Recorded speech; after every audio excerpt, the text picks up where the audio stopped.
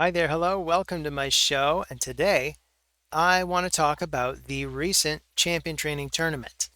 I wasn't even entirely sure I was going to do it until late last night when I noticed that the second place was only at about 15,000. As you can see, when I started going for points, he started going for points too. And This is not my first rodeo.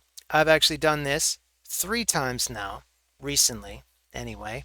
I did the Newt tournament and I won. I did the Emic tournament and I won. And now I've done the Ronda tournament and I want to talk a little bit about how I won. So, for the most part, the vast majority of the points are probably going to be acquired at the very last minute because it seems like every single time I do this, every time there's one other person aside from me. I'm guilty too, of course.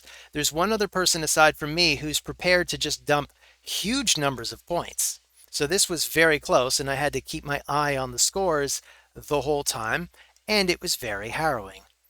So I kept just about the vast majority of my big ticket items for the very last minute or the last 20 minutes. At about the 20-minute mark, when I noticed that my opponent was still somewhere in the neighborhood of 15,000, I started leveling all the 5-star units that I'd promoted.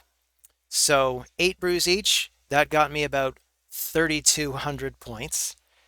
Then I used all of those that I just leveled, and this is kind of the counterintuitive thing. You're actually using brews on food just because it's easy points. This is 3,200 points. You don't want to leave that on the table. So you promote them to the 6 stars. I already knew which 4 I wanted to make. So I started with Volcanon, who I just pulled. If you haven't seen my shard pull video, spoiler alert, I pulled Volcanon, but that shouldn't be a surprise. He was a guaranteed summon. But I had a plan. And the plan was to build Volcanon, RX, Timid the Fool, and Banshee. And then if needed, I had a few others that I've wanted to build for a while, and I just kind of tossed them into the tavern at the ready, just in case I needed to build them. Spoiler alert, I did. So the initial promotions got me another 1,200 points. Then I made 3 more, got an additional 900 points, totaling 2,100. And finally, I looked at the scores. I noticed that my opponent was doing the same. So I immediately took as many brews as I had and I pumped them all to level 60 to get an extra 3,300 points.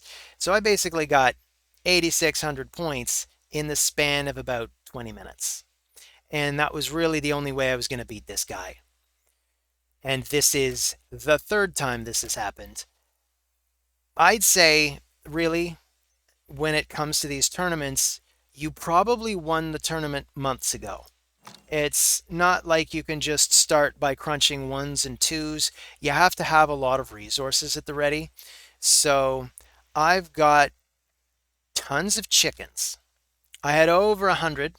I even had not planned on using any chickens, but when I made the additional 3 5s, I was prepared to dip into them. But this is what we've got. We've got a cash flow. We have lots of resources everywhere.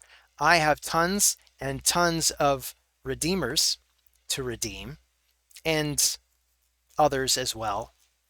Anytime I get an epic that's a duplicate or that I don't need, I actually unlock them just so that I know that I can use them for food whenever, and I keep them outside of the vault so I don't forget about food. This is also important. Gems. I hoard them like crazy. I basically never use them at all outside of tournaments or if I absolutely have to go for a summon and I'm low on ancient shards. And it's great to have a cash flow because you never know when you're going to need it. And speaking of cash flow, there's also the silver. I had about 90 million silver before I started at the tavern last night in this tournament. So this cost me 15 million silver.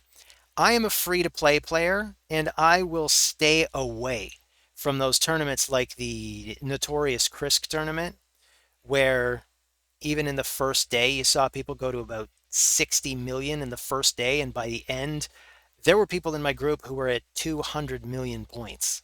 So I'm not going to compete with them. There's no way I'm ever going to do that as a free to play player. But if you're a free to play player like me and you're willing to be austere for the most part, hoard your resources, bide your time, wait for the right opportunity, it can be great. Brews are also important. Obviously, you want a cash flow of brews. So we've got the brews, we've got the chickens, we've got the barrels, we've got the I don't know, the lamb chops. I don't know what these are called.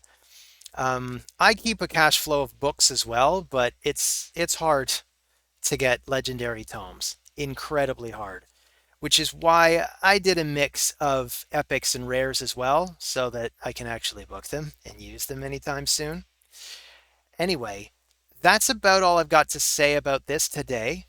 I hope this was helpful or informative for you interested in upping your game when it comes to these tournaments, or if you just want to see how that guy that beat you. And thanks for joining. See you on the next video. Take care.